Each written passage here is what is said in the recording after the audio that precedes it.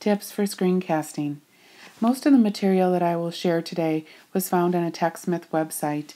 I will use slides that were created with tips from about 20 different people. The bolder a comment, the more people gave that tip or piece of advice. Getting a good mic is something I've read repeatedly. There are the mics that are built into a computer. Those are the least recommended. And then there are the headsets, which is kind of comparable to this mic here by Logitech. Both are in the $20 to $40 range, and we're going to listen to some audio later, and you'll hear a difference between the built-in mic, these mics, and then this third type, the Snowball or this standalone by Samsung. One of the differences is how they connect. USB is recommended over this type of connection, being that there will be less feedback or noise. In the general tips section, they say, get started, experiment, and make some mistakes. Just be confident. Basically, the advice is just do it. Get started. And then, know your basic features, like start, pause, and stop. It's going to vary from program to program, depending on what you use. They also recommend that you clean up your computer. Close the windows and applications that are open, so you're clearing your screen. Take a look at your desktop. Take the icons off, put them in a folder. They'll be available for use later. Another advantage of closing these windows is you're actually going to make your computer a little faster when you have less running in the background. And then speaking of the background, look at your screen desktop picture. They say that a solid background is better so that it's less distracting. This picture is actually from Camtasia. Not all of the recording software will be this elaborate, but at times you will be choosing whether you're going to go full screen or are you going to select an area to record.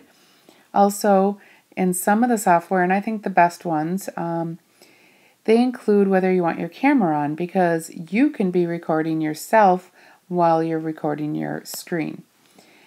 Then it's an audio choice. Are you going to use the built-in microphone? Again, that's what's not highly recommended, and instead you should see in a drop-down menu the microphone that you've plugged in, and then you'll select that. System audio refers to the sounds that your computer makes, the little beeps and blings and little beeps and buzzes and sounds, and sometimes we want those and sometimes we don't, so you either leave that on or turn it off. And then of course when it comes to record, you'll want to know how to pause and stop, and if there are shortcuts, those can be beneficial to know and easier to use than clicking the mouse. Content and planning. Know your material cold. Plan out your screencast. It's very similar, I think, to planning a lesson. Keep your screencasts focused and short. Leave time for review and critique. Use a webcam to show the speaker. Remember that when you're doing a simple tutorial, you may not even need audio. Use the effects in a PowerPoint or Keynote. It says don't over practice, do some improvising. Remember to have illustrations, diagrams, other visuals. And one of the things they say also is not to just talk about every last click that you're doing on the screen. So keep it kind of simple. And then this boldest one here, from planning out your screencast and creating a script or storyboard, the next slide will give us a look at how that might work. It seems like they probably just used a spreadsheet, and we've got two columns, action on the screen and audio. So in this column you can insert the pictures and then script out exactly what you're planning to say. When it comes to recording, it's really recommended that you record your video first, leaving some pauses, and then you're going to sync your audio. If you want to record audio separately from the video, you can use Audacity. Here's the icon. There's a website. It's a free download. They want you to speak in a conversational tone and, don't read and don't rush. At the same time, you should be moving and keeping a brisk visual pace, so it's not static and boring. You might record in small chunks and modules and then join them together. That's how I'm making this one.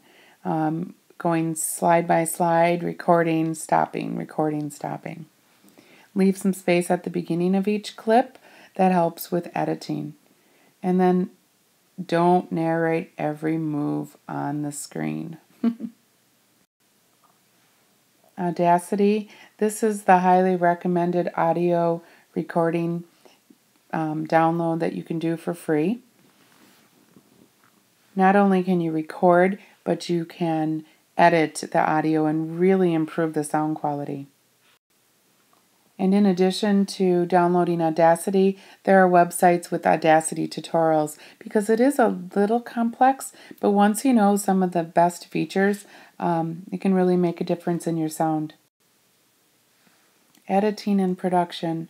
Edit to remove the errors in your audio or video.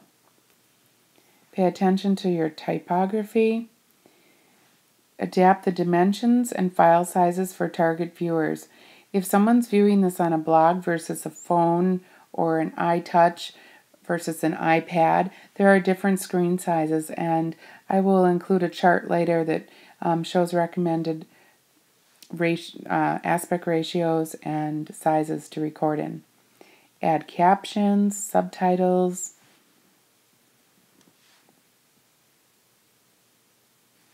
They do talk about using music, and most of the time the experts say avoid music, possibly just use it at a beginning and end, or here they talk about transitions.